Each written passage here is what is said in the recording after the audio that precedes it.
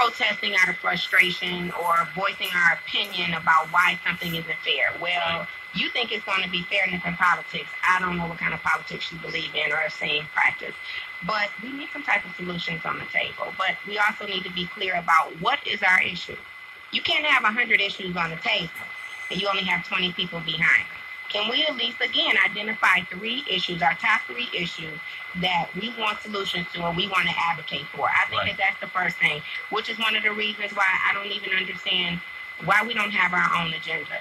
Abdul has put out an urban agenda, 45 comprehensive plan. It has solutions and policies behind it. Even if you took a look at that and picked some of that apart and created our own agenda, we won't do it. There has to be something in writing. There has to be some structure around what we're fighting for and how we fight. And I haven't seen that. You know, Bankole, you raised a very interesting point when you talk about 15 years from now, we'll be talking about the same thing. Right. Jesse Hoover, it seems like just yesterday, the first National Black Political Convention, Gary, Indiana, 1972. I was, again, one of 5 delegates that refused to walk out when Coleman Young led the entire Michigan delegation out. But then he yelled at me, and I yelled at him, Sam, they're talking about leaving the Democratic Party. We can't go back with that, but we had an agenda for determining our own destiny in the political arena in America. And now, 46 years later, we're having the same discussion. So it isn't just about 15 years. Yeah. I've seen it 3 times 15 years. Right. And the same generic political discussion. And even though we deify and respect Coleman Young, I viewed him then as a status quo politician, not a demigod. And so, God, that is. But the point I make is that we must use one generic direct action. And that is, we've got to organize and outvote those that don't have our interests at heart. It's not going to be enough for someone to call in and name call on Brenda Jones. Someone has to run against her, and then you have to get more votes than Brenda Jones. If you don't like Brandon Dillon, and he's some kind of reactionary leading the Democratic Party, you have to get more precinct delegates, more Democrats lined up and throw him out of office. So what does that look like? Does that look like us creating our own party and leaving the Democratic Party, or does it look like us organizing within the Democratic Party to take over to put our issues at the forefront? The latter, in terms of the reality that's out there. And I agree. The latter. You organize within the party, and it would be great if we had a party for Detroit, if we had a party for Saginaw, Flint, Pontiac, wherever we are in a majority, but that's not how it works in reality. You need that funding as well. Yeah. Well, the funding, what we want to do, we find dollars to do. But if the dollars are already there and they're receiving funding because we are registered voters, but then when the funding comes in, they don't disperse it to our community, technically that's our money. Well, I asked Godfrey Dillard about that. He was a candidate for statewide office. How much money did the Democratic Party give him? Yeah. I mean, they have a history, the Democratic Party, of shortchanging us, their most loyal constituent, as part of the Democratic Party coalition, and we take it. And then we let people who get pocket change speak for us in leadership positions. I mean, as long as we take it, they'll keep dishing it out. All right, let's take some calls here. We have Polly Chicks, right? Question or comment? Yes, I have a comment. I just want to call in for my support for Coleman Young Jr. for 13th District. I think, he needs a chance. I think he possesses the spirit, and I think that he would be the right man for the job. So I just want to call my support for him. And I do appreciate you guys. I love your talk shows when I listen to it all the time. But my phone's about to go dead, so I'm glad I'm able to get that in. Well, thank you. I appreciate you being a listener. Thank you so much. Let's go to Wayne Bernard. Wayne Bernard, question or comment? Hey, good evening. Good afternoon. Good afternoon. I want to cast my report for President Coleman Young. Coleman Young for Congress. This young man, these programs that they are using right now, the DT Energy, he put $300,000 in this program for food and heating from Lansing. The young man's been there for 10 years. These people are benefiting from that program right now as we speak. I know they benefited from it yesterday on the 29th. They have another one coming up where they're going to pay people's bills at DT Energy April 13th, over at the Samaritan Center, this young man. Okay, hey, look. Okay, Coleman School. Okay, Coleman Young. But how did Coleman, all y'all for Coleman, how did Coleman suffer such a beatdown in the May election with all y'all calling in here saying you support Coleman Young? If you're calling you support Coleman Young, how many calls? No, I'm not jumping on you personally. The point I'm making is I think Coleman's a great guy. I think that his campaign was a lousy campaign. I don't think that he was properly imaged. But my point is that when we got a young man with leadership capabilities like that, we have an obligation to make sure that he's properly presented to the people that vote. Because there's no way that he should have gotten as few votes as he did against Mike Duggan. I mean, y'all saw the movie. You let a colonizer win. You know what I think the problem is? You have so many Thank people. you so much, Bernard. Go ahead, Nicole. Coleman is such a people person. And in today's politics, you have so many people who are more concerned about their title and being with the establishment. Coleman is a people's person. So now you have a huge... Well, you have a pool of people who come out and they want to call every radio show. They want to call into the TV show and they want to advocate for Coleman. Whether you're talking about mayor, presidential election, they want to talk about Coleman. Somebody needs to take that pool of people who are willing to put in that kind of time, give them some talking points. Tell us why you're supporting Coleman to make us to be thought-provoking and get other people to think. Right. You say that you like Coleman, you're going to vote for Coleman. Not one of these callers have come in, and 3 of them have said the same thing. Yeah. They all give you different reasons. So take that and kind of frame that in a way to where maybe you can get other people, especially outside the city, to see why you think Coleman is such a great candidate. That's one weakness that I do see in the campaign. The other thing is that Coleman seems to have an agenda. We've got a governor's race taking place. Mm-hmm. Then those individuals supporting Coleman Young represent a block of voters. Mm-hmm. Okay, so you look at the candidates for governor. Does Gretchen Whitmer meet the Coleman Young standard?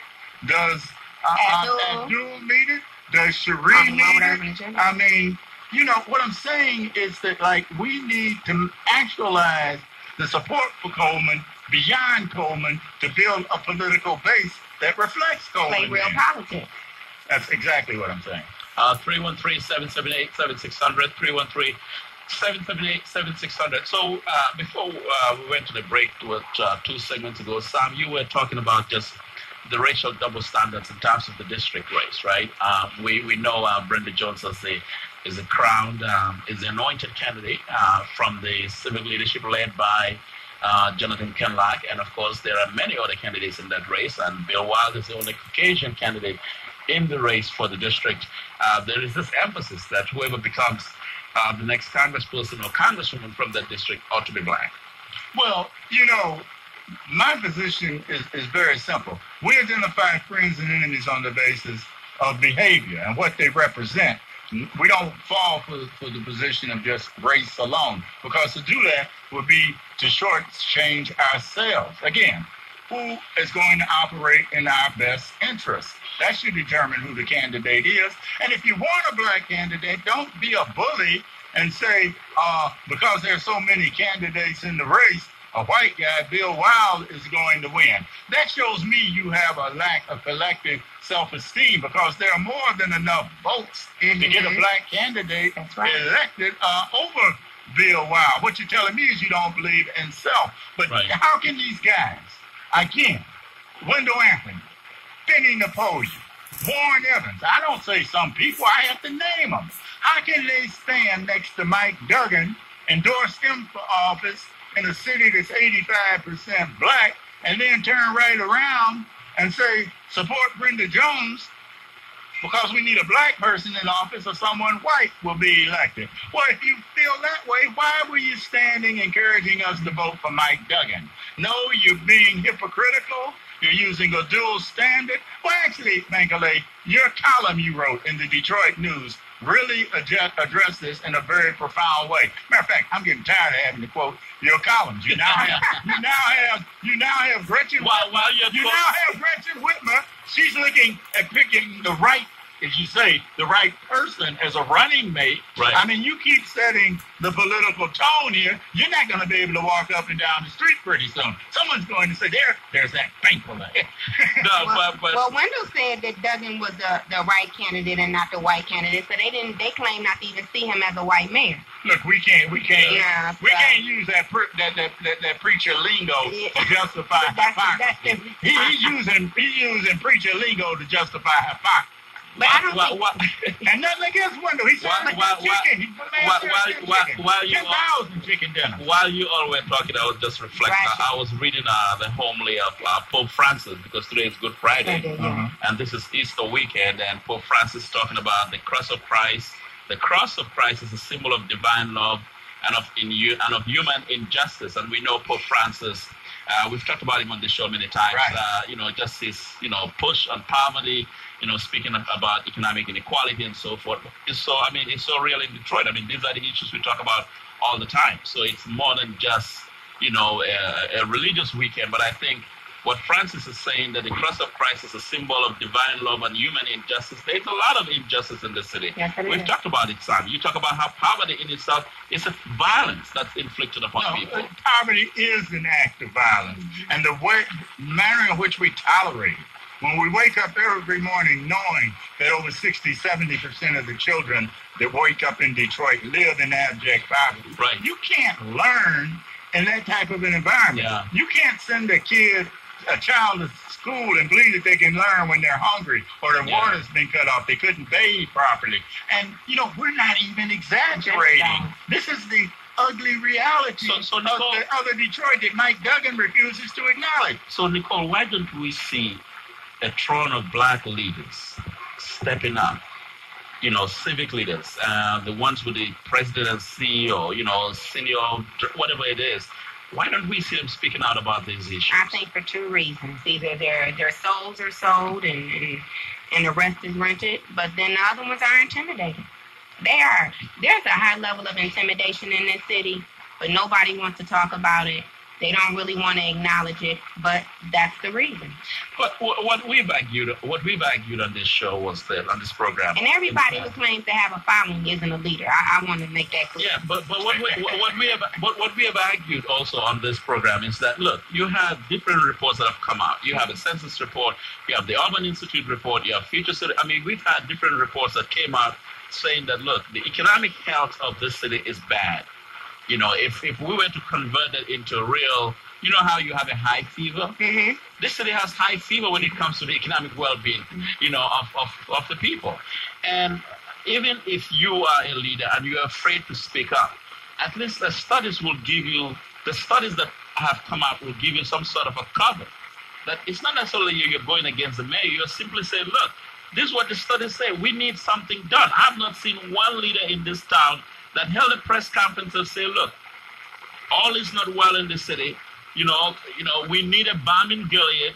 We need something done because it is not well and the city does not look good because this is what the study says. I don't think they know how to fight that type, but I don't think they know how to fight that type of fight. And that goes back to what I was saying is, what is it that you want?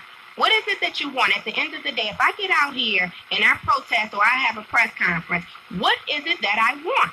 If I can't tell you what I want and it's impacting me, how do I expect somebody on the other table with an evil spirit and everything they're doing is out of malice to know what I want and to represent? Well, here's the deal. I may not want to tell you what I want, even though it does not impact me because I have a different lifestyle. Mm-hmm. But what gets to me is so the responsibility of black leaders to the black underclass. Yeah, and that would include those that had higher education institutions like Wayne State. Right. How can a black man be the president of Wayne State University and say that he has no obligation for the student population to reflect the demographics of the city he's located in, which, by the way, is America's poorest and blackest? Why, that's a madness. And you are tenured? Is the president tenured? Oh, well, yeah, he's not teaching. He's the president. He runs things. Well, but I mean, and my point is that he has. But like you said, if a white president had said that, would call him a racist. And it is a racist.